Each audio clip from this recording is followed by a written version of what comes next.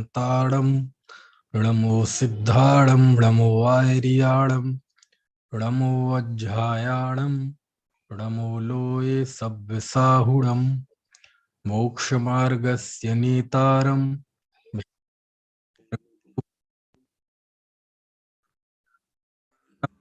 वंदे तद्गुणलब्धये।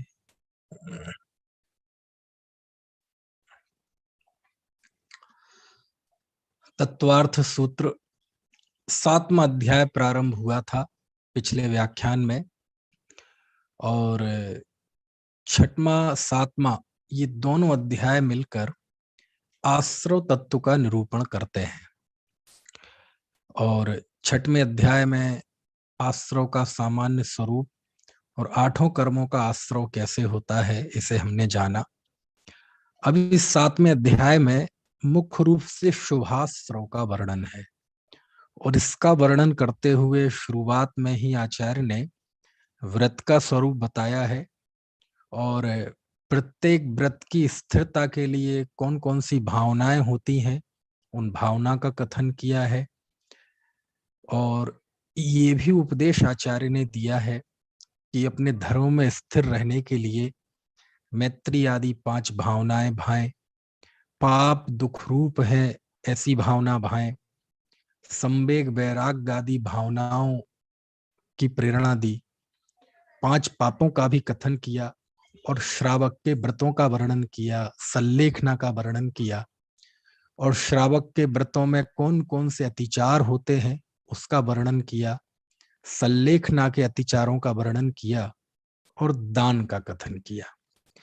यानी ये जो 7वां अध्याय है ना, कुल 39 सूत्र इसमें है, और 39 सूत्रों में निबद्ध इस अध्याय में काफी विषय वस्तु आई है।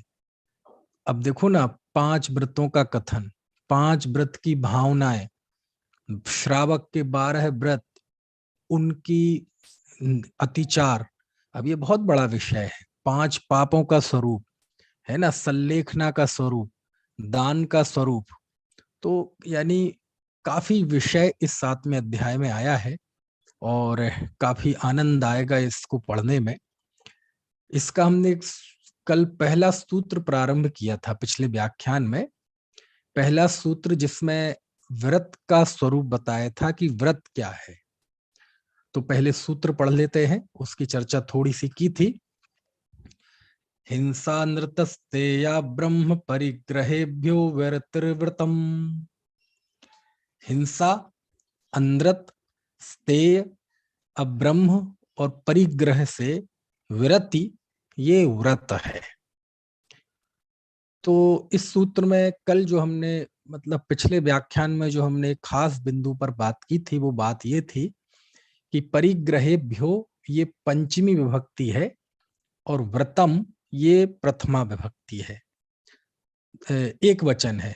वो बहुवचन है, यहाँ एक वचन है, वो विभक्ति निकल गई है ना। तो परिग्रहेभ्यो ये बहुवचन का प्रयोग किया, ठीक है, और व्रतम में एक वचन का प्रयोग किया। तो उसका कारण ये था कि ये सब मिलकर एक व्रत एक ही है ना। वो कौन सा व्रत है? अहिंसा। बाकी 4 व्रत क्या है? बाढ़ की तरह है। जैसे धान तो एक होता है, लेकिन धान के बाढ़ होती है, तो ऐसी इसमें धान तो अहिंसा व्रत है, बाकी बाढ़ की तरह है ना। और क्योंकि जैसे 5 पापों में हम जाएं तो यद्यपि हम कहते हैं 5 पाप होता है, लेकिन पाप एक ही है, हिंसा। और ये बात बहुत अच्छा विवेचन यदि आपको पढ़ना हो, बहुत मार्मिक विवेचन, तो आप आचार्य अमृतचंद देव का पुरुषार्थ सिद्ध उपाय देख सकते हैं। उसके 42वें श्लोक में आचार्य कहते हैं, आत्म परिणाम हिंसन हेतुत्वात् सर्वमेव हिंसैतत् अंद्रत वचनादि केवल मुदाहरतम शस्य बोधाय। कितनी बड़ी बात कह दी कि आत्म परिणाम हिंसन हेतुत्वात्, यानी आत्म परिणामों के हिंसक होने से, यानी आत्मा के हिंसा होने से, आत्मा के घातक होने से जो परिणाम है कौन से? ये जो अनृत आदि परिणाम है, ये भी हिंसा ही है। ठीक है, ये सब हिंसा है, असत्य वचनादि। तो फिर इनको क्यों कहते हैं? अनृत वचनादि केवलम उदाहर्तम शिष्य बोधाय। ये जो बाकी चार पाप हैं वो केवल शिष्य को बोधाय, शिष्य के बोध के लिए, शिष्यों को समझाने के लिए केवल उदाहरण स्वरूप है। समझ में आया ना, कितनी बड़ी बात है। आत्म परिणाम हिंसन हेतुत्वात् सर्वमेव हिंसैतत् अनृत वचनादि केवलम उदाहर्तम शिष्य बोधाय। यानी आत्म परिणामों का घात करने से ये झूठ आदि ये सब भी हिंसा ही है। तो फिर इन्हें अलग से क्यों बताया पाप के रूप में? बस शिष्यों को समझाने के लिए, उदाहरण के लिए, ऐसा अमृत चंद देव लिखते हैं। समझ में आया ना? तो इससे एक बात साफ हो गई कि पाप एक है, और जब पाप एक है तो व्रत भी एक ही है। कौन सा? अहिंसा व्रत। ठीक है, और उस अहिंसा व्रत की रक्षा के लिए ही है ना सत्य आदि चार व्रत हैं। तो इसलिए आचार्य ने सूत्र में व्रतम लिखा। क्या लिखा? व्रतम, ये व्रत है। ठीक है। दूसरा कारण मैंने बताया था कि चूंकि मूलतः 24 तीर्थंकरों में प्रथम तीर्थंकर और 24 तीर्थंकरों के अलावा शेष 22 तीर्थंकरों के काल में सामायिक चारित्र का उपदेश होता है, और 2 के काल में छेदोपस्थापना। और चूंकि दोनों एक ही हैं, एक में अभेद की विवक्षा है, एक में भेद की विवक्षा है ना? तो मूलतः एक सामायिक चारित्र है। बाकी 5 रूप में देखना तो ये छेदोपस्थापना चारित्र है। तो इस सूत्र में आचार्य ने एक तरह से अनेकांतात्मक दृष्टि रखी है, यानी उस व्रत में भेद भी बता दिया और अभेद का भी वर्णन कर दिया। 5 का प्रयोग करके परिग्रहेभ्यो, ऐसा बहुवचन का प्रयोग करके वो 5 पना भी दिखला दिया, और व्रतम एक वचन का प्रयोग करके ये एक ही है, सामायिक चारित्र, ये भी बता दिया, है ना? तो इसलिए ये सूत्र है। अब इसमें एक शब्द बड़ा मार्मिक है, बहुत मार्मिक है, समझने लायक है। मार्मिक मतलब शब्द तो हम खूब सुनते हैं वो, लेकिन उस शब्द का भाव बड़ा गहरा है। जैसे इसमें शब्द दिया पहले सूत्र में कि हिंसा अनृत स्ते अब्रह्म परिग्रहेभ्यो। अब ये शब्द हमारी जुबान पे चढ़े नहीं है, एक श्वास में हम बोल देते हिंसा झूठ चोरी कुशील परिग्रह, लेकिन ये शब्द जुबान पे नहीं चढ़े हैं, इसलिए मैं बार बार इसी को बोलने का प्रयत्न कर रहा हूं। हिंसा, अनृत, स्तेय, अब्रह्म और परिग्रह, इनसे विरत होना, ये व्रत है। इनसे विरति। अब ये विरति मतलब क्या होना?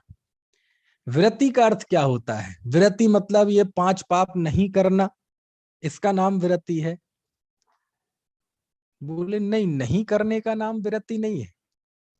कैसे, क्या मतलब हुआ? अच्छा, जिस समय कोई व्यक्ति सो रहा है उस समय किसी जीव को मार रहा है वो? नहीं। कुछ बोल ही नहीं रहा तो झूठ बोलने का भी कोई सवाल नहीं उठता। अच्छा, उस समय वह किसी की चोरी कर रहा है? नहीं। अच्छा, वह किसी का कुशील सेवन कर रहा है? नहीं। अच्छा, वह किसी का परिग्रह मतलब परिग्रह जोड़ रहा है? नहीं।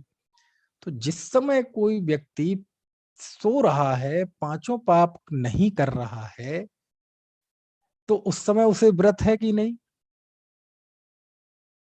क्या प्रश्न है मेरा? सो रहा है, ना हिंसा कर रहा है, ना झूठ कर रहा है, ना चोरी कर रहा है, ना कुशील सेवन कर रहा है, ना परिग्रह कर रहा है, तो उस समय वो इसके व्रत है कि नहीं? नहीं है। क्यों नहीं है? कि वो उस समय उसका त्याग नहीं है, यही कहेंगे ना आपकी कि उसको उसका त्याग नहीं है। इसका मतलब विरति का क्या अर्थ है? विरति का अर्थ कोई काम नहीं करना नहीं। समझ में आया ना? विरति मतलब उसका त्याग। कोई काम, आप देखो ना, 5 पाप, बहुत सारी स्थिति होती है कि वह जीव 5 पाप नहीं करता किसी समय, लेकिन किसी समय नहीं करने का नाम व्रत नहीं है, बल्कि संकल्प पूर्वक उसको नहीं करना। संकल्प पूर्वक कि मैं स्थूल, है ना, या सूक्ष्म अणुव्रत हो तो स्थूल, और महाव्रत हो तो सूक्ष्म भी। मैं हिंसा, झूठ, चोरी, कुशील, परिग्रह का पूरे जीवन भर के लिए त्याग करता हूं, मन से, वचन से, काय से, है ना, कृत कार्य तन मुद्रा आदि से। ऐसे त्याग का नाम व्रत है, नहीं करने का नाम व्रत नहीं है। क्योंकि वैसे भी कोई 24 घंटे कहाँ हिंसा बोल करता है, 24 घंटे कहाँ झूठ बोलता है, समझ में है ना। तो संकल्प पूर्वक देखो, इसके पीछे एक और देखें आप कहेंगे कि चलो वो भले ही सोते समय नहीं कर रहा है, लेकिन हिंसा करता तो है ना, झूठ बोलता तो है ना, पांचों पाप करता तो है ना, भले ही सोते समय नहीं कर रहा है, लेकिन आगे पीछे कभी ना कभी दुकान पे बैठेगा, झूठ बोलेगा, ये करता है, इसलिए उसके व्रत नहीं है। तो कहते ऐसा भी नहीं है, ऐसा भी नहीं है। तो फिर क्या है, और सुनो। अच्छा, संयम कौन सी गति में होता है? 4 गतियों में। नारकियों में तो होता नहीं संयम, और देवगति के जीवों में संयम नहीं होता। अच्छा, आपको पता है देवों में, चलो बहुत बढ़िया किस्म के देव ले लें अपन, अहमेंद्रों के पास चलें। कौन के पास? अहमेंद्र। अब मान लीजिए कोई सरवार सिद्धि का अहमेंद्र है, 33 सागर की आयु वाला जीव, उसके जीवन में कौन सा पाप है शशि जी? किसी जीव को मारता है? वो हिंसा करता है? कुछ नहीं। झूठ बोलता है? कुछ नहीं। चोरी करता है? वो करेगा चोरी। कुशील सेवन ना, 16 में स्वर्ग के ऊपर अकेला ही होता है देव, देवांगनाएं होती नहीं। और 16वें स्वर्ग के पहले भी लोकांतिक देव, ब्रह्म स्वर्ग के लोकांतिक देव, वो भी एकाकी होते हैं। तो परिग्रह ना, कोई परिग्रह नहीं। नहीं तो बाजू बाजू कभी कभी करते होंगे, जैसे अभी हमने मनुष्य के उदाहरण में लिए कि सोते समय नहीं करता, बाकी समय करता है। तो इस पे लगा लो वो चीज कि चलो वो उस कब, अरे वो पूरे जीवन नहीं करता, 33 सागर की पूरी उम्र भर। अब सागर बहुत बड़ा होता है, बहुत बड़ा होता है। अभी मैं रात में वो गड्ढा खोदना नहीं चाहता। है ना, है 20 कोड़ा कोड़ी अद्धा पल्लोपम का एक, 10 कोड़ा कोड़ी अद्धा पल्लोपम का एक, है ना, सागर होता है, बहुत बड़ा होता है। तो 33,000, 33 सागर तक किसी भी जीव की हिंसा नहीं, किसी भी जीव की, एक इंद्रिय की भी नहीं। पृथ्वी का एक, जल का एक, अग्नि का एक, वायु का एक, वनस्पति का एक, किसी जीव की हिंसा नहीं करता वो। समझ में आया? कोई, यानी 4 प्रकार की हिंसा में देखें ना, उसके संकल्पी हिंसा है कि संकल्प करके किसी को सोच के मारे कि नहीं मैं तो इसे छोड़ूंगा नहीं। न उद्योगी हिंसा है, क्योंकि व्यापार नहीं करता, है ना। उद्योगी हिंसा वही तो होती है जो व्यापार आदि के कार्यों में होती है। ना विरोधी हिंसा होती है, लड़ाई झगड़े का कोई प्रसंग ही नहीं है।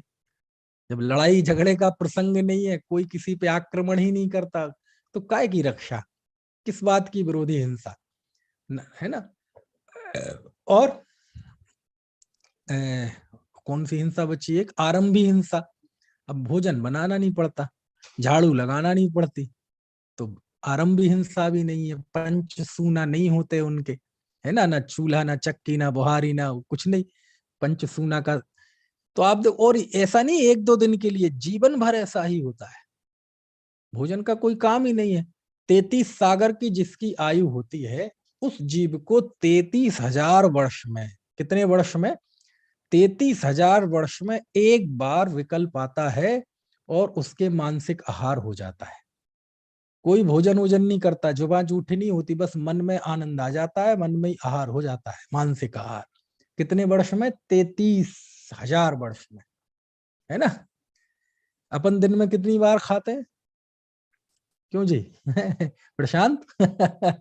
33,000 वर्ष में एक बार, और वो भी मानसिक आहार होता है। तो आप देखो, उस जीवन को, पूरे जीवन कोई पाप आदि की प्रवृत्ति नहीं है, तो फिर उसके व्रत होगा? इससे बढ़िया व्रत क्या होगा, और बताओ? क्यों नहीं है? क्यों नहीं है? कौन जवाब देगा? हाथ खड़ा कीजिए। उसके व्रत क्यों, पहले तो ये बताओ उसे व्रत है कि नहीं है। आप कहेंगे संयम तो होता ही नहीं, व्रत तो होते ही नहीं देव आयु में। अब प्रश्न है, इतना शुद्ध सात्विक जीवन, पूरे जीवन भर कोई पाप की प्रवृत्ति नहीं करता, फिर उसके व्रत क्यों नहीं है? कौन जवाब देगा?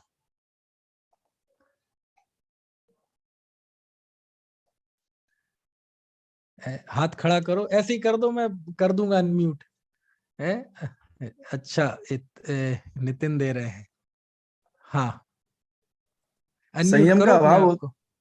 संयम का अभाव होता है भाई साहब देव जात देव गति में। नियम का अभाव तो होता है, प्रश्न सही है, बात मतलब जवाब सही है, लेकिन हाँ। ये ऐसा ही जवाब हो गया कि कोई क्लास में आया, बोले लेट क्यों हो गए, बोले सर जी वो देर हो गई।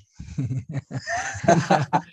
तो अपन कह ही रहे कि संयम नहीं होता दो गतियों में, है ना? क्यों संकल्प तो, हाँ हाँ मोक्ष बताओ। संकल्प पूर्वक नहीं का मतलब इसलिए संकल्प नहीं लेते, इसलिए मोक्ष बताओ। संकल्प त्याग। मुझे ये लगता है कि इसलिए ऐसा इसलिए होता है कि क्योंकि वो ऐसा कुछ उनके जीवन में ऐसा पाप ही नहीं जिसकी वजह से उन्हें व्रत लेने पड़े। मतलब कोई ऐसी मतलब उनके वैसे ही प्रवृत्ति इतनी शुद्ध है कि उन्हें लेने की जरूरत ही नहीं है, है ना? इस तरह का कहना कुछ। चाहते हैं। संकल्प पूर्वक त्याग नहीं है ना, इसलिए भव ही कारण होता है, क्योंकि जैसे मनुष्य भाव में ही संयम ले सकते हैं, देव भाव में संयम नहीं ले सकते हैं। भाव ही उसमें कारण है। अच्छा, बहुत अच्छा। हाँ तो बताइए बिमला जी। हेलो। हाँ बताइए। हाँ भैया, वही अभी दीदी ने बोला ना, तत्गति संबंधी ही वो भाव होते हैं हर गति के, इसके कारण वो संयम नहीं ले सकते, चाहकर भी नहीं ले सकते। चाहे कर नहीं, चाहते ही नहीं है वो। हाँ, वही ले, अगर जैसे नारकी मरना चाहे तो भी नहीं मर सकते, देव संयम लेना चाहे तो भी चलो नहीं ले सकते। ठीक है ठीक है। चलो, और अभी वो किन की आवाज आ रही थी, प्रभा जी की आवाज आ रही थी, संकल्प शक्ति का अभाव है, वो भी उनने हमारे मुंह से सुना होगा। ऐसा ही है। हाँ जी आपकी बेटी हाँ थी। जी हाँ जी। मुझे अपने बोले शब्द याद रहते हैं कि किस चीज के जब समझाने के लिए मैंने कौन सी टिप्पणी की थी। मैं निवेदन कर रहा था हाँ हाँ कि उनको मतलब व्रत का परिणाम ही नहीं होता, मतलब त्याग का परिणाम नहीं होता है। त्याग का परिणाम नहीं होता है। चलो बहुत अच्छा। पंचम गुणस्थान के योग्य परिणाम नहीं होते। हाँ हाँ भाई साहब विनीत जी कह रहे पंचम गुण स्थान के योग्य परिणाम नहीं होता। भाई साहब ने बिल्कुल सैद्धांतिक जवाब दे दिया, बोले अब कुछ कह ही नहीं सकते। है ना, क्योंकि सिद्धांतता तो यही है, उनको पंचम गुण स्थान के योग्य हो ही नहीं सकता। बहुत अच्छा, मजा आया। आप सबके जवाब सही है। कुल मिला के ये है कि उनकी जो पर्याय है उस पर्याय में ऐसी संकल्प की शक्ति नहीं है कि वो संकल्प लें। उसी को विनीत जी भाई साहब की भाषा में ये कह सकते हैं कि उन्हें उस तरह के परिणाम ही नहीं होते।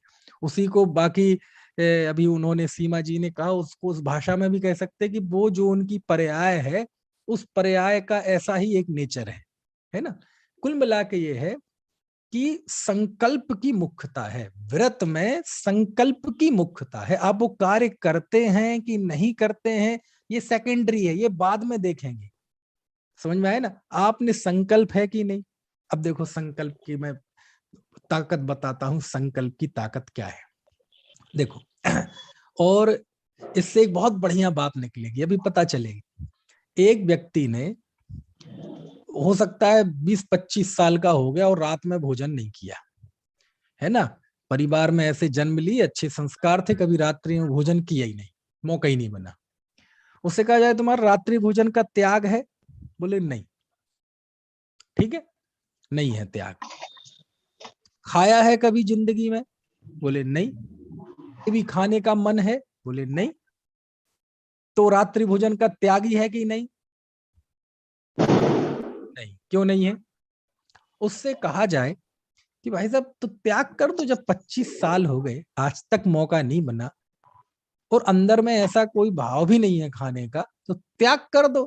बोले बस इसलिए है कि भाई कभी कोई ऐसी असाधारण परिस्थिति, विशेष परिस्थिति बन जाए और आना पड़े, तो देखो हो सकता है वो विशेष परिस्थिति उसकी कभी बने ही नहीं, और हो सकता है वो जीवन भर रात्रि भोजन करे ही ना, लेकिन उसे व्रत है, नियम है, नहीं है। क्यों नहीं है?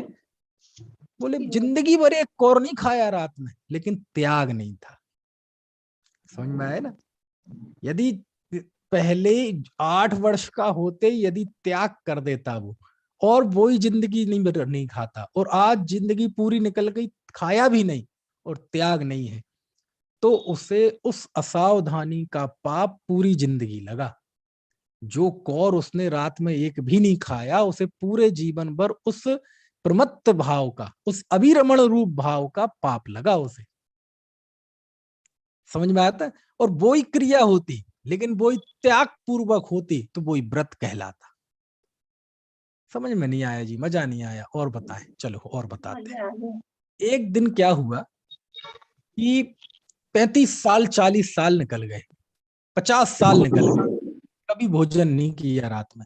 एक दिन ऐसा कोई मौका बन गया, असाधारण परिस्थिति बन गई है ना, कि उसने रात्रि में भोजन कर लिया। ठीक है, अच्छा रात्रि में भोजन क्यों किया उसने? रात्रि में भोजन क्यों किया? इसलिए किया क्योंकि उसका त्याग नहीं था। क्या कहा मैंने? इसलिए किया क्योंकि उसने, उसका त्याग नहीं था। इसका मतलब पाप क्या है? पाप क्या है? पाप किसे कहते हैं? पाप की परिभाषा आपने पढ़ी तो होगी बाल बोध में, दुख का कारण बुरा कार्य ही पाप है, जो जीव को गिरा दे उसे पाप कहते हैं, आत्मा के कलुषित परिणाम पाप हैं। ये सब परिभाषाएं सही है। अब एक परिभाषा मैं आपको बताता हूं। पाप का त्याग नहीं होने का नाम पाप है। क्या कहा? पाप का त्याग नहीं होने का ये नाम। विचित्र विचित्र उलटवासी कैसी घुमा घुमा के बातें करते हो। पाप का त्याग नहीं होने का नाम पाप है। हिंसा का त्याग नहीं होने का नाम हिंसा। हिंसा कहे पाप कहे एक ही बात है, बाकी चार तो उसी के अंदर शामिल है। क्यों? कोई जीव है ना रात्रि में क्यों खाता है? क्योंकि उसका त्याग नहीं है। समझ में आया ना? कोई जीव सुबह जाकर जीवों की क्यों हिंसा करता है? कोई कसाई जीव क्यों? क्योंकि उसका पाप नहीं है, त्याग नहीं है। अब जब त्याग नहीं है तो वह जीव वो क्रिया करे अथवा ना करे, तब भी उसे उसका पाप निरंतर चालू है। क्यों? त्याग नहीं होने का नाम पाप है। और यदि एक बार को त्याग कर दे और कदाचित दुर्दैववश किसी जीव की हिंसा हो जाए तो उसे पाप नहीं लगता। जैसे मुनिराज 4 हाथ जमीन देख के चलते हैं, कदाचित बहुत सावधानी से चल रहे हैं, और कोई जीव एकदम उड़ के एकदम पैर के नीचे आके मर जाए तो उन्हें पाप नहीं लगता।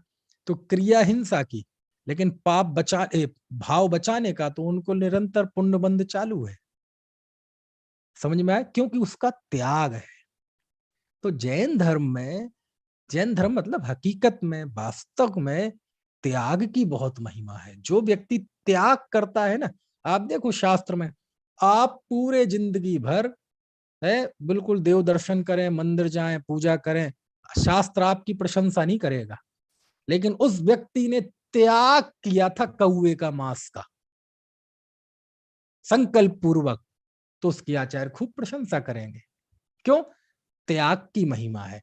आप ऐसे ही नहीं करते कोई काम, उसकी महिमा नहीं है शास्त्र में। आपने संकल्प पूर्वक त्याग किया है, क्या? संकल्प की महिमा है।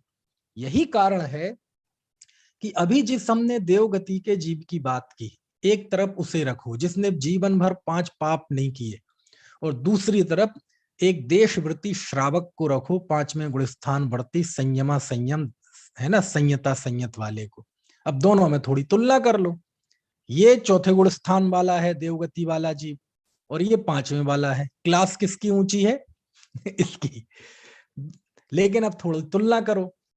ये मान लीजिए संकल्पी हिंसा तो इसके नहीं है, लेकिन उद्योगी हिंसा है, व्यापार आदि करता है, हो सकता है खेती वेती भी करता हो सकता है बाग बगीचे हो। और इस जीव के जीवन भर कोई हिंसा नहीं। झूठ, ये व्यापारी है, संसारी है अभी, तो हो सकता नहीं, अनिवार्य है झूठ भी होंगे जिंदगी में, व्यापार आदि के कार्य में, रिश्तेदारी में, सामाजिक कार्य में। इस जीव ने जीवन भर झूठ नहीं बोला। तीसरा, ये कदाचित असावधानी बस है ना, और प्रमाद से कोई चोरी आदि का दोष भी लगाता होगा। ये जीव जिंदगी भर चोरी नहीं करता है। ये अपनी स्त्री का भोग करता है और 5 इंद्रियों का भोग करता है। ये जीव नहीं करता, देवगति का जीव। और इसके परिग्रह भी है, मकान है, दुकान है, गाड़ी है, और ऐसा भी हो सकता है कि बहुत बहुत वैभव है, राजपाट हो, समझ में आए ना, मुकुटबद्ध राजाओं का स्वामी हो, ऐसा। और ये इसके कोई जो जन्म से था वो ही मृत्यु पर्यंत रहेगा, 1 इंच बढ़ना नहीं, 1 घटना नहीं। अब दोनों में तुलना करो आप, तो ये लगेगा कितना बढ़िया है, और ये लगेगा ये तो आम आदमी है, कॉमन मैन है। हमारे शास्त्र का कॉमन मैन कौन है? आम आदमी, श्रावक। पंचम गुण स्थान वर्ती जो देशवर्ती श्रावक है, वो हमारे जिन धर्म का कॉमन मैन है, आम आदमी है, मैंगो पीपल है। ये मैंगो पीपल एक जोक चला था आम आदमी के लिए, है ना, मतलब वो कॉमन मैन है ना। अब दोनों में तुलना करो तो वैसे देखा जाएगा तो इसके अभी 5 पाप हैं, और इसके तो कितना, हेमेंद्र देखो, सरवार सिद्धि का, लोकांतिक देखो, कितने बिल्कुल भोले भाले जीव, पूरे जीवन भर तत्व चर्चा, इसके अलावा कोई काम नहीं। अब दोनों में देखो, लेकिन शास्त्र कहता है ये इसकी भूमिका बड़ी है और इसकी छोटी है, ये असंयमी है और वो देश संयमी है। इसका मतलब क्या है कि ये जो तुम बाहर से देख रहे हो ना, इससे गणित नहीं लगता। इसने जितना पाप इसके जीवन में दिखाई दे रहा है, इस पाप के अलावा शेष जो इसके जीवन में नहीं है, उसका उसने संकल्प पूर्वक त्याग किया है, इसलिए वो देशव्रती है। और इस जीव ने भले ही एक भी पाप इसके जीवन में दिखाई नहीं दे रहा, लेकिन इसके संकल्प नहीं है। समझ में आए ना? एक मिथ्या दृष्टि जीव भी अहमेंद्र हो जाएगा, ग्रीवयक का, सरवार सिद्धि का नहीं, वहां तो जा ही नहीं सकता, तो वहां बिल्कुल बहुत सीधा साधा व्यक्ति रहेगा। समझ में आया ना? क्यों? क्योंकि वह वहां की पर्याय का स्वभाव है, वहां संकल्प शक्ति होती नहीं है ना। तो ऐसा है। इसका मतलब क्या है कि पाप किसका नाम है? पाप, हिंसा किसका नाम है? हिंसा किसे कहते हैं मदन जी? हिंसा किसे कहते हैं? जीवों को मारना, सताना, दिल दुखाना, ये हिंसा है? अभी रहने दो वो बात। हिंसा का त्याग नहीं होने का नाम हिंसा है। हाँ हाँ। और आपको लगता है त्याग नहीं करने से हमें पाप क्यों लगता है? जब हम वो चीज खा नहीं रहे, वो चीज कर ही नहीं रहे, तो किसकी इतनी प्यारी आवाज किसकी है ये गुड़िया? ये स्वाति है क्या? विशुद्धि। अच्छा, विशुद्धि अमित जी की बेटी है, अपने अमित भैया है ना कोलकाता वाले, उनकी बेटी है। चलो, इसलिए नहीं लगता क्योंकि आप यदि त्याग नहीं करते हैं, इसका मतलब आपके मन में अभी वो इच्छा है कि मौका आए तो हम वो पाप कर लेंगे। तो आपके मन में ये वीकनेस है, इसलिए उस वीकनेस का, है ना, उसका पाप लगता है। और आपको यदि ऐसा लगता हो कि यार ये तो कोई नई बात, नई बात कुछ नहीं है, मैं एक भी बात नई नहीं बताता, आपको नई लग सकती है ना, कोई नई बात नहीं। अरे हमारे आचार्यों ने सब लिखा है, और ये बात जो मैंने कहा पुरुषार्थ सिद्धि उपाय में लिखी है, मूल गाथा में। और यदि आपका मन हो तो मैं देखो शेयर करूं, देखो, अच्छा कोशिश करता हूँ। मेरे पास 48वीं गाथा है पुरुषार्थ सिद्धि उपाय की। देखो मैं शेयर करता हूं। अच्छा, आधी लाइन पढ़ेंगे, ज्यादा नहीं, उसमें ये बात आ जाएगी। 48वीं, अब वो क्या है, वो मुंह पे गाथा चढ़ा हुआ है, श्लोक, वो प्राकृत में गाथा है ना, तो वो गाथा ज्यादा बोलते हैं तो वो ही बोलने में आ जाता है। गुरुदेव नहीं छेड़ाला के हिंदी के उसको भी गाथा ही बोलते थे, छेड़ाला की गाथा में कहा है। देखो ये देखो आप, 48वां श्लोक आपको दिखाई दे ही रहा होगा, है ना, थोड़ा ऐसे वो कर देते, देखो कितना बढ़िया है ना। हिंसाया अविरमणम हिंसा परिणमनपि भवति हिंसा तस्मात् प्रमत्त योगे प्राण व्यपरोपणम नित्यम। क्या लिखते हैं? हिंसाया अविरमणम, हिंसा अविरमण किसका? हिंसाया अविरमण में हिंसा से त्याग नहीं होना। देखो हिंदी में साफ साफ लिखा, हिंसा से विरक्त ना होने से हिंसा होती है। आ गई ना बात जो मैं कह रहा था? क्या किसी जीव के मारने सताने की बात की क्या अभी? अभी नहीं की, आगे करेंगे। लेकिन हिंसाया अविरमणम हिंसा, इतना सूत्र पर्याप्त है। इतने ही तो मैं बता रहा हूं कि पाप के त्याग नहीं होने का नाम पाप है, बाकी तो आगे का है ना। हिंसाया अविरमणम हिंसा, हिंसा के अविरमण यानी नहीं होने का नाम हिंसा है? तो देखो मैंने आगम दिखा दिया है ना, कि मैंने बताया ना, मैं कोई नई बात नहीं बताता हूँ, वही बात बताता हूँ जो सब शास्त्रों में लिखी है, लेकिन वो हमारे से परिचित नहीं होती। हमारी आपकी पढ़ने लिखने की आदतें धीरे धीरे कम हो रही है ना, इसलिए थोड़ा पढ़ने की आदत डाले, जिसमें पुरुषार्थ सिद्धि पाए। तो ऐसा अमृत ग्रंथ है, ऐसा अमृत ग्रंथ है, शब्द नहीं मेरे पास प्रशंसा के लिए, बहुत गजब का ग्रंथ। तो देखो इतनी बढ़िया। अब किसी को हिंसा किसे कहते हैं? अब कहे हिंसा के त्याग नहीं होने का नाम हिंसा है, तो एकदम पर ये कोई परिभाषा, ये कोई परिभाषा है? जिसकी परिभाषा दे रहे वही परिभाषा उस शब्द, उस परिभाषा वो शब्द उसमें आ गया, जबकि कहते जिसकी परिभाषा दो वो शब्द उसमें आना नहीं चाहिए। बोले हिंसा के त्याग का नाम, त्याग नहीं होने का नाम हिंसा है, तो बोले वो शब्द तो उसमें आ गया। हाँ भी टेक्निकल उसमें मत जाओ, समझने की कोशिश करो कि हिंसा के त्याग नहीं होने का नाम हिंसा है। मतलब जीव मरे ना मरे वो तो दूसरा बिंदु है, वो तो आगे का स्टेप है। आपने यदि त्याग नहीं किया तो प्रति समय आत्म परिणामों की जो हिंसा हो रही है वो हिंसा है। समझ में आए ना? वो असली पाप है। इसलिए ये सब है। अब देखो ये जितनी बातें मैं बोल रहा हूँ इसे सूत्र में ये तैरती दिखती है, मुझे तैरती ऐसी दिखती है। समझ में आए क्यों आचार्य लिख रहे हैं?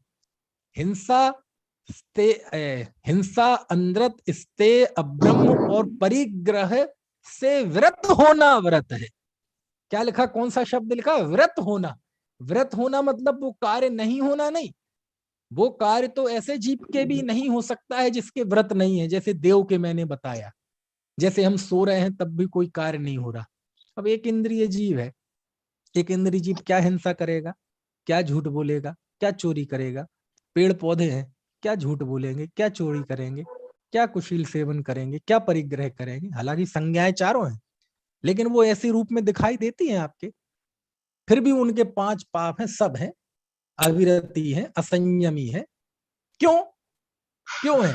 कौन सी हिंसा कर रहा है? कौन सी हिंसा कर रहा है बताओ आप? त्याग नहीं है। क्या नहीं है उनके? त्याग नहीं है। उस जाति का भाव, उस जाति की असावधानी वो उसके 24 घंटे है। इसलिए ये विरति जो शब्द दिया उमा स्वामी देव ने, क्या दिया? विरति। ये विरति शब्द बहुत आकर्षक है। उस विरति शब्द की व्याख्या में इतनी सारी चीजें बता रहा हूं मैं।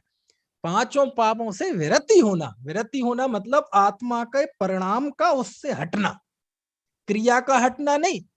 आत्म परिणाम हटेगा तो क्रिया हटेगी, यदि होगी जीवन में तो हटेगी, लेकिन क्रिया हट जाए, क्रिया ना हो और उसके व्रत हो जाए, ऐसा नहीं है। विरति होना, इस परिणाम से आत्मा हटना। समझ में आया ना? विरति होना, इसका नाम व्रत है। बहुत बढ़िया है, बहुत बढ़िया है, बहुत बढ़िया सूत्र है। ठीक है, चलो अब पिछली कक्षा में एक बिंदु, एक प्रश्न अंत में छोड़ा था मैंने, अब हो सकता है आपको याद हो शायद, और थोड़ा टाइम बचा है उसकी चर्चा कर कि हे आचार्य देव, एक प्रश्न है हमारा। वो प्रश्न ये है कि ये जो व्रत है, ये व्रत तो संवर के प्रकरण में होने चाहिए थे। क्यों? इसलिए होने चाहिए थे कि सा समिति गुप्ति धर्म अनुप्रेक्षा परिचय जय चारित्र ही 9वें अध्याय में सूत्र है, और 9वें अध्याय में संवर का वर्णन है, और आपने समिति गुप्ति धर्म अनुप्रेक्षा परिचय जय इन सबको चारित्र कहा है, संवर के कारणों में लिखा है। और ये व्रतादि भी है। अच्छा, समिति किसे कहते हैं? समिति वही कहते हैं जो व्रतादि को पोषण करे, जो व्रतों को सीमित करे, मतलब उनको शुद्ध करे। अच्छा, 10 धर्म हैं, 10 धर्मों में एक उत्तम संयम धर्म है, 6वें नंबर का। 6वें ही का है, हाँ, सत्य के बाद संयम। उस संयम में ये व्रत आते हैं कि नहीं? आते हैं। तो आपने संयम को तो वहां लिया है संबर के कारणों में, और यहां आप ले रहे हैं आश्रवों में। तो हे आचार्य देव, ये बात थोड़ी मुझे बता दीजिए, क्लियर कर दीजिए कि ये जो व्रत आदि है ये आश्रव तत्व है कि संबर तत्व है? प्रश्न समझ में आया मेरा कि नहीं? आश्रव तत्व। अभी अभी आचार्य से पूछेंगे ना अपन। अभी तो हम उनके चरणों में झुके हैं, आचार्य देखो बताइए। तो देखो पहली बात तो आचार्य कह रहे क्यों तुम्हें नहीं पता? अरे जब हम साफ साफ उसे 7वें अध्याय में आश्रव के प्रकरण में लिख रहे हैं तो वो आश्रव है। नहीं वो तो मैं समझ गया आचार्य, लेकिन आपने संबर में भी तो लिया है, तो हमें तो बता दीजिए संबर है कि आश्रव है? ऐसा प्रश्न किया किसने? पूज्यपाद स्वामी ने। कहा? सर्वार सिद्धि में। किस सूत्र की टीका में? इसी सूत्र की टीका में। तो अपन देखो आचार्य के शब्द पढ़ते हैं, अपन अपने शब्द क्यों पढ़े? क्योंकि सेंसिटिव पॉइंट है ना। कोई कहेगा कि आगम प्रमाण बताओ, तो अपन सीधे आचार्य के शब्द पढ़ते हैं। देखो ये मेरे पास जो सर्वार सिद्धि है इसमें 265 नंबर का पेज है, और पेज नंबर वगैरह यहाँ वहां भी हो जाए तो ये 7वें अध्याय के पहले सूत्र की व्याख्या है, जो सूत्र हम पढ़ रहे हैं। इसमें आचार्य लिखते हैं, देखो संस्कृत में पढ़ते हैं, नहीं समझ में आएगा तो हिंदी में पढ़ेंगे, सरल है वैसे। ननु च अस्य व्रतस्याश्रव हेतुमनुपन्नम, कि ये जो व्रत है ये आश्रव के कारण है, ये बात जमती नहीं है। ये बात मतलब मान्य, क्या कहना चाहिए इसे, ये बात बनती नहीं है, मतलब सही सी नहीं लगती ये बात। मजा मतलब अपन अब जो लिखने में कुछ चीजें नहीं आती, पचती नहीं है ऐसा कह लो, लेकिन यदि बोलेंगे आचार्य तो, और यदि उसको एक्सप्रेशन से कहेंगे, मदन जी कह रहे हैं हजम नहीं होती, ठीक है, पचना हजम करना डाइजेस्ट होना सब एक ही बात है। कि आचार्य देव ननु च अस्य व्रतस्याश्रव हेतुत्वम अनुपन्नम, ये जो व्रत को आपने आश्रव का कारण कहा।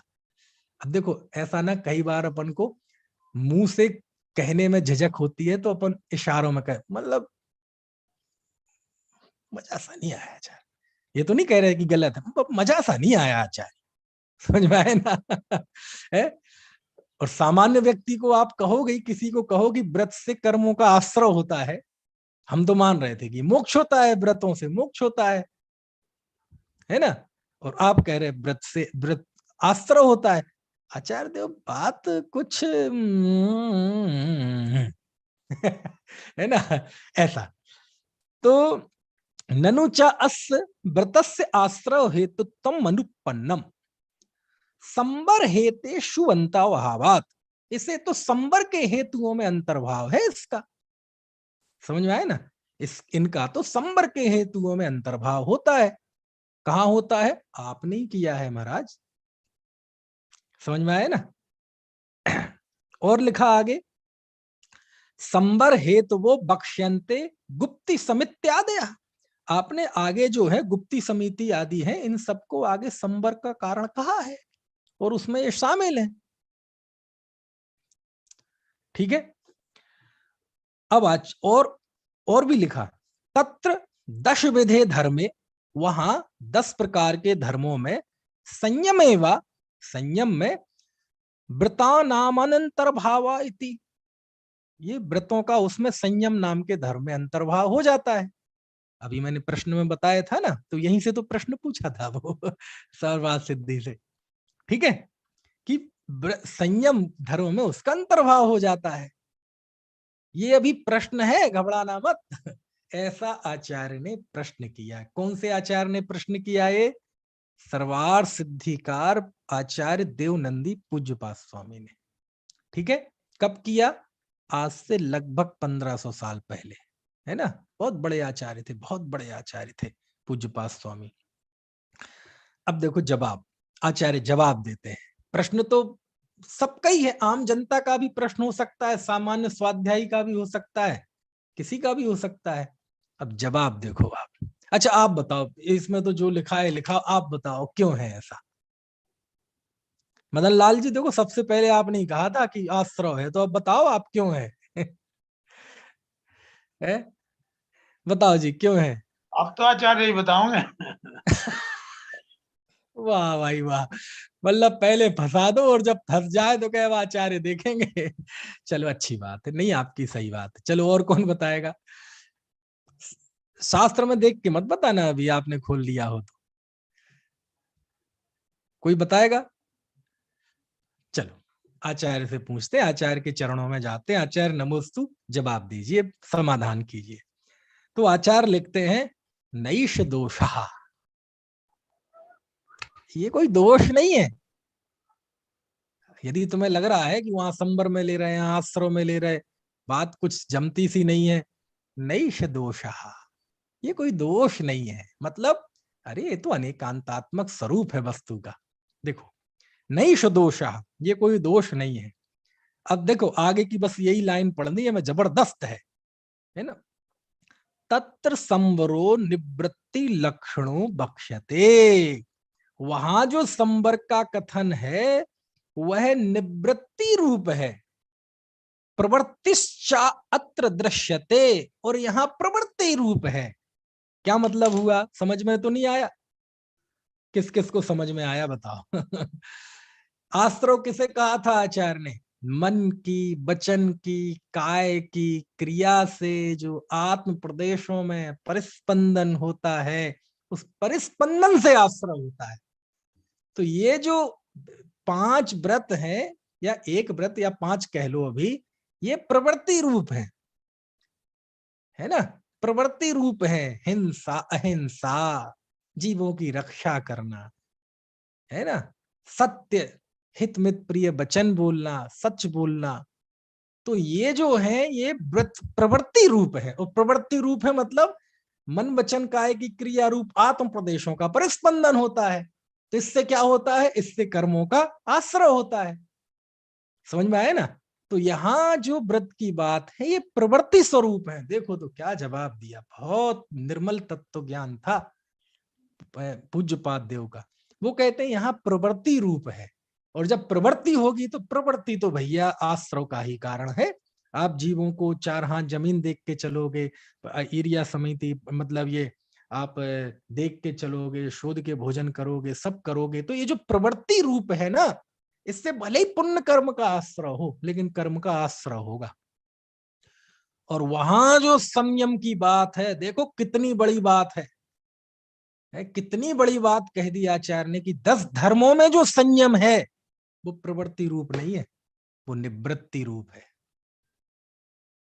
निवृत्ति रूप है मतलब एक तो है जीवों की दया करना, देख के चलना, शोध का भोजन करना, और दूसरा इससे निवृत्ति रूप। निवृत्ति रूप मतलब अब पुण्य से निवृत्त होगे तो पाप ही में जाएंगे, क्या है? चुप रहो, है ना।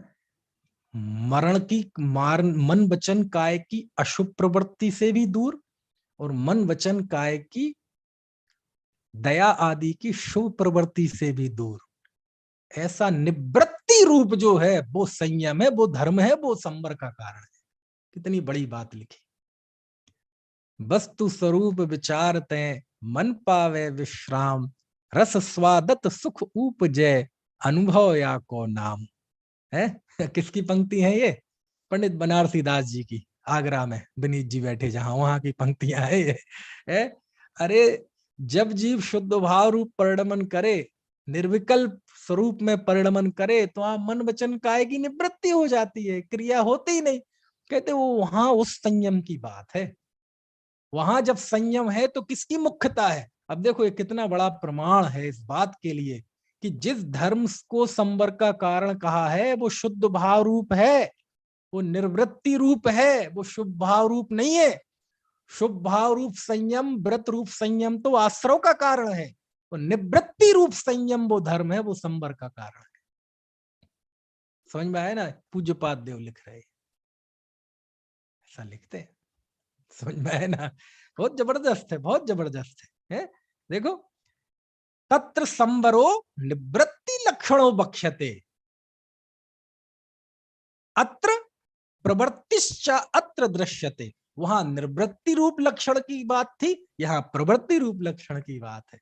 यानी अहिंसा आदि की प्रवृत्ति ये आश्रव का कारण है, और अहिंसा आदि से निवृत्ति, तो अहिंसा आदि से निवृत्ति मतलब हिंसा में प्रवर्तन कर नहीं, उससे तो पहले ही छूटा है ना।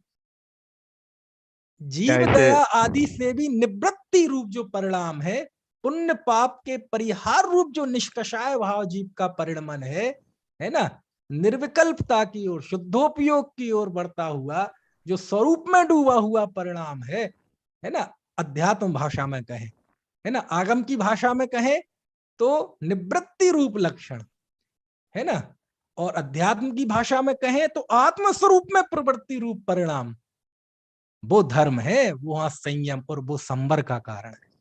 क्या ऐसे व्यवहार और निश्चय धर्म भी कह सकते? हाँ, कह सकते हैं, बिल्कुल कह सकते हैं, निश्चय व्यवहार की भाषा में, कि यहाँ व्यवहार संयम की बात है, वहां निश्चय संयम की बात है। बहुत अच्छा, देखो बड़े भाई लोग बैठे रहते तो यही तो आनंद होता है। अब निश्चय व्यवहार में एक लाइन में कितनी बढ़िया बात स्पष्ट हो गई कि यहाँ व्यवहार संयम की बात है, वहां निश्चय संयम की बात है ना। यदि इसकी टीका जयसेन स्वामी लिखते तो यही जवाब देते जो विनीत भाई साहब ने दिया तो मैं ना वो प्रश्न उठाते तो जयसेन स्वामी यही जवाब देते।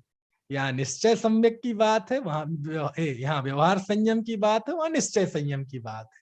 वो ऐसा भी कहते हैं यहाँ भेद रत्नत्रय की बात है, वहां अभेद रत्नत्रय की बात है। ऐसे बहुत मजेदार है ना। तो ये लिखा प्रवृत्तिश्चात दृश्यते हिंसा नृता दत्ता दानादि परित्यागे अहिंसा सत्य वचन दत्ता दान आदि क्रिया प्रतीते गुप्त आदि संबर परिकर्मत्वात्। चलो वही बात हो गई। चलो अब एक और दिखाते हैं आगम प्रमाण। ये तो सबसे प्राचीन टीका है तत्वार्थ सूत्र की। ये है राजवार्तिक, ये है आचार्य अकलंक स्वामी का, ये आज से लगभग 1200 साढ़े 1200 साल पहले का है। इसमें देखो ये बात जो मैंने कही थी ना कि आत्म प्रदेशों का हलन चलन, पूज्यपाद स्वामी ने वो प्रवृत्ति निवृत्ति के रूप में लिया, उसी बात को यहाँ आचार्य ने सीधे और अंदर घुस गए। कहा? बिल्कुल आत्म प्रदेशों की बात की, सीधी सीधी।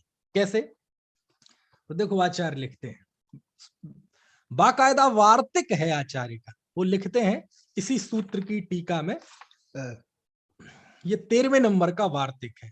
बस छोटा सा वार्तिक पढ़ेंगे जिसमें ये प्रश्न है कि ये संवर के कारण नहीं है। क्यों नहीं है? ना संवरो, क्या कहा? ना संवरो व्रतानी। समझ में आ गया? संस्कृत में बोला है, क्या लिखा? ना संवरो व्रतानी, व्रत संवर नहीं है। क्यों? क्यों नहीं है? परिस्पंदन दर्शनात्, ये परिस्पंदन होने वाले हैं, आत्म प्रदेशों का परिस्पंदन होता है ना इससे, तो मन वचन काय के निमित्त से आत्म प्रदेशों का परिस्पंदन होता है, उससे संवर कैसे हो जाएगा? उसको तो सा आश्रवा इस सूत्र में पहले कहे के आए 6वें अध्याय में, है ना। ऐसा वार्तिक लिखा आचार्य ने, और फिर उसी वार्तिक की फिर स्वयं उन्होंने व्याख्या भी की। व्रतानि संवर व्यपदेशम ना अर्हन्ति कुतः परिस्पंदन दर्शनात्। क्यों? परिस्पंदन के कारण, सीधी सी तो बात है? परिस्पंदो ही दृश्यते अनृता दत्ता दान परित्यागे सत्य वचन दत्ता दान आदि क्रिया प्रतीते। वही बात जो पूज्यपाद स्वामी ने कही, वही बात यहाँ कही। बाकायदा कितना सुंदर वार्तिक है। न संवरो व्रतानि परिस्पंदन दर्शनात्, वह संवर नहीं है व्रत, परिस्पंदन होता है उससे। समझ में आया ना? तो ये सब बहुत तत्व ज्ञान की चीजें हैं। अब केवल मैं आपसे कहना चाहता हूं कि अब आपको इस सूत्र में ये सारी चीजें तैरती हुई दिखाई देने लगी कि नहीं? तैरती हुई दिखाई दे रही हैं? कौन कौन सी बातें? कि व्रत एक ही होता है, 5 नहीं। दूसरा, एक ही चारित्र है, सामायिक। छेदोपस्थापना वो पर्यायार्थिक भेद से कथन है। तीसरी बात, व्रत संवर के कारण कहे हैं, यहाँ आश्रव के कारण कहे। क्यों? क्योंकि परिस्पंदन होता है, क्योंकि इसमें प्रवृत्ति है। तो वहां फिर क्या है, वहां निवृत्ति है, वहां परिस्पंदन है ना, मन वचन काय के आलम्बन को छोड़कर अभेद रत्नत्रय की बात है, वीतराग भाव की बात है, शुद्ध भाव की बात है, शुद्धोपयोग की बात है, आत्मरमणता की बात है। अब ये बातें आपको इसमें दिख रही कि नहीं? दिखना चाहिए। सामान्य व्यक्ति को दिखे चाहे ना दिखे, लेकिन हम लोग जितनी ये तत्व चर्चा कर रहे हैं, है ना, वो दिखना चाहिए। क्यों? आचार्य को दिखी। मैं तो बहुत थोड़ी, इतने पॉइंट होते हैं टीका में, मैं सब बताता नहीं हूं, सारे नहीं बताता, मैं बहुत मुद्दे की बातें आपको बांच के बताता हूं पढ़ के, है ना। चलो, तो इस तरह से, हाँ, और एक बिंदु तो रह ही गया फिर से दोहराना कि इसमें वृत्ति शब्द का मर्म समझ गए आप? वृत्ति मतलब वृत्ति त्याग, त्याग मतलब संकल्प पूर्वक त्याग। संकल्प की बात क्यों है? क्योंकि संकल्प के बिना कोई क्रिया ना भी करे तो भी उसे त्याग का नहीं होता, बल्कि निरंतर उसे कर्म का आश्रय होता है। समझ में आया ना? हमारे शास्त्रों में त्याग को इतना महत्व क्यों दिया? शुरुआत में जब मैं जयपुर गया शुरुआत में, तो ऐसी ऐसी अपन तो आए थे बुंदेलखंड से, और वहां तो जानते ही हो आप माहौल क्या है। तो कोई बात है तो बोले हमारी 5 हरी से ज्यादा का त्याग है, 5 हरी बस रखी है 10 लक्षण पर में, किसी ने 4 रखी। ऐसा कभी सुनने मिले तो मुझे हंसी आती थी। ये कोई नियम है? 5 हरी खाता कौन है? 5 हरी का बस नियम रखा है, इससे ज्यादा नहीं खाएंगे। तो मुझे थोड़ी सी हंसी आती थी, है ना। तो लेकिन धीरे धीरे जब चीजें समझी तब पता चला कि वो 5 का भी लेने के लिए कोई तैयार नहीं होता नियम। मैं आपसे कहूं, आपके पास कितने कपड़े हैं? मैं पूछूं कि आपके पास कितने कपड़े हैं? मैं बिमला जी आपसे पूछूं आपके पास कितने साड़ी सूट हैं? बताना मत, मन में ही कर लेना। बोले नियम बोले है भैया, अनलिमिटेड नहीं है, नियम है। नियम है, चलो आपको छोड़ दो और कोई का ले लो। है ना। मान लो बोले बोले 20-30 है, और मैं कहूं आप 100 का नियम ले लो। कितने का? 100 का। प्रशांत कितने जीन्स हैं? मैं कहूं 100 का नियम ले लो, 100 का, कि 100 से ज्यादा हम अपने कपड़े नहीं रखेंगे। सूट हो, साड़ी हो, पुरुष हो तो जीन्स हो, टी शर्ट हो, जो भी हो, जिसके भी जो भी पहनता हो। मदन जी 100 का नियम ले लो।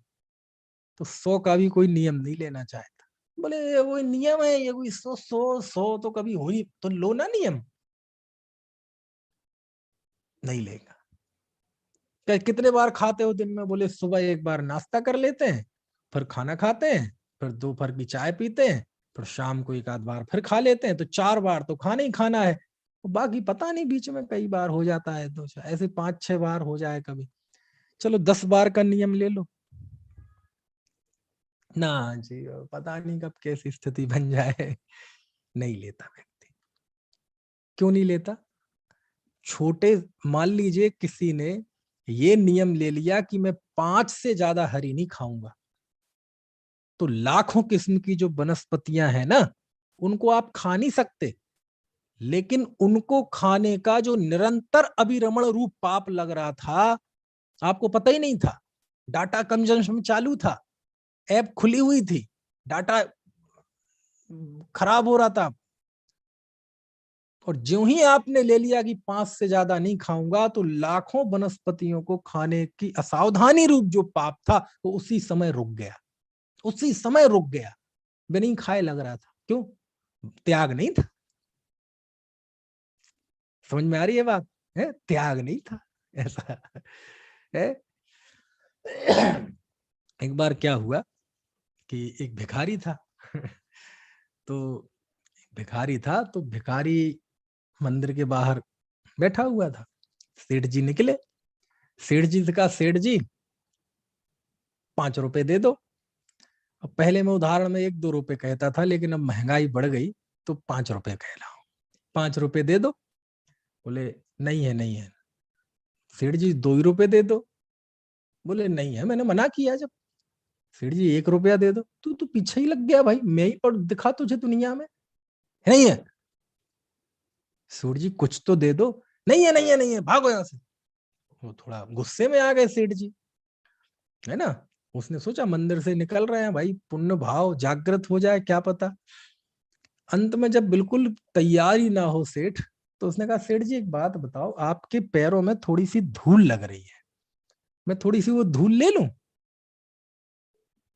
तो उसने थोड़ा सोचा उसमें भी, तो उसने कहा ले ले। तो उसने बोले इसमें क्या बिगड़ रहा है, उसने ऐसी धूल ली, सेठ जी चले गए। अब वो जो दूसरा भिखारी बैठा था, उसका कलिक्स उसने कहा कि यार एक बात बताओ, तुम ये पैर की धूल का क्या करोगे? बोले कुछ नहीं। तो तुमने क्यों ली? बोले तुम समझते नहीं हो। बोले इसे देने की आदत तो पड़े। बोले देखना कल मैं तुम्हें डेमो दूंगा, कल यही सेठ आएगा, इससे मैं दोबारा मांगूंगा, यदि मैं इससे 5 रुपए मांगूंगा तो ये 10 का नोट निकाल के देगा। कल इसकी आंखों में शर्म होगी, थोड़ी लज्जा होगी। समझ में आया? इतना तो ठीक है, कौवे का मांस छोड़ सकता, अरे छोड़ दे, शिकारी है, पहला जो शिकार आए उसको छोड़ देना बस। उसकी भी तारीफ करते, आदत तो बने, आदत तो बने। काय की? त्याग की। तब शास्त्रों में कहते हैं कितना थोड़ा सा कितना त्याग कर सकते, नियम ले सकते हो कि रात नहीं, सब हमारा तो रात में चलता नहीं, चलो टाइम बांध लो, 8 बजे के बाद, 9 बजे के बाद बांध कुछ करे तो इसकी आदत तो बने। समझ में आती है बात? क्यों? क्योंकि शास्त्र में उस त्याग की इतनी महिमा है।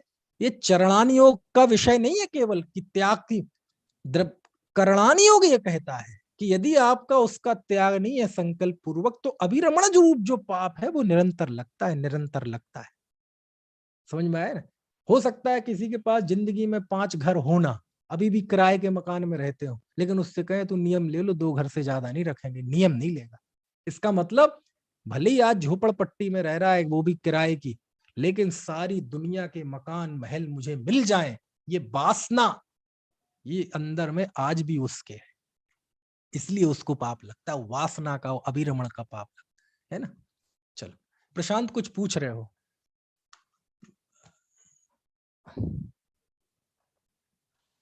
हाँ, जय जय भाई साहब। जय जिनेन्द्र। हाँ, नहीं, मेरे ये जो बात चल रही है कि हमारे पास 5 नहीं है, 10 का नियम ले ही सकते हैं, तो बात ये है कि ऐसा करने से खुद को छलावा जैसा महसूस होता है कि वो जो इसलिए नहीं लेने का मन करता। तो मान के चलिए हमको नहीं चाहिए ना, हमारे पास 10 घर होंगे ना हमारे नहीं पास लेने में ज्यादा, वो नहीं लेने में नुकसान ज्यादा है।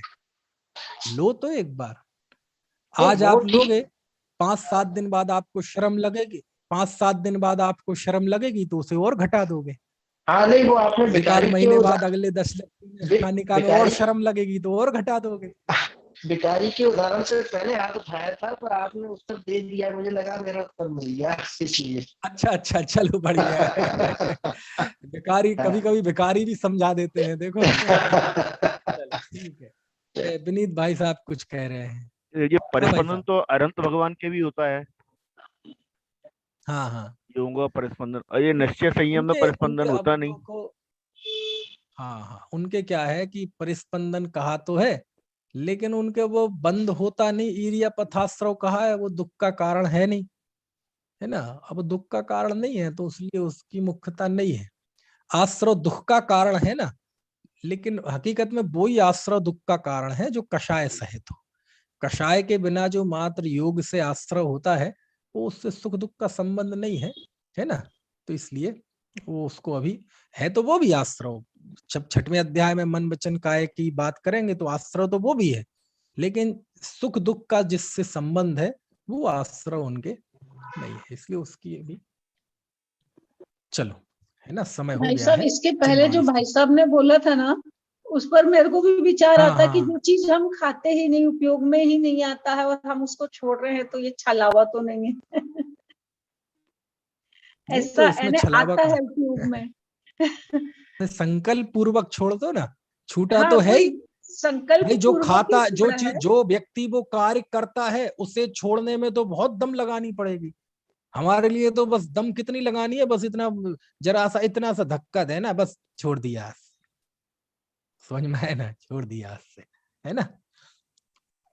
सब बातों की अपनी, जब हम मनुष्य पर्याय की दुर्लभता बताएंगे तो हमने भली त्याग ना किया हो, लेकिन हम ऐसे कुल में पैदा हुए कि हमारा शुद्ध सात्विक आचरण है, तो उस वृत्ति की बहुमान करूंगा मैं, बहुत बहुत तारीफ करूंगा, पुण्य का उदय है, ये है, सब बातें हैं, है ना। लेकिन अभी जो ये बात चल रही है, वृत्ति शब्द की व्याख्या कर रहा हूं ना मैं। विरति, विरति, हाँ, विरति गजब शब्द है। विरति, विरति मतलब उससे हटना, उससे परिणाम हटना, वो परिणाम टूटना, वो विरति है। तो विरति शब्द बड़ा मतलब दिल को छूने वाला है। आचार्य के शब्द जो प्रयोग होते हैं ना, वो शब्द खिड़कियां हैं, उनके अंदर झांकना पड़ता है ना। चलो, अनंत धर्मणस्तत्त्वं पश्यन्ति प्रत्यगात्मनः अनेकांतमयी मूर्ति नित्यमेव प्रकाशताम्।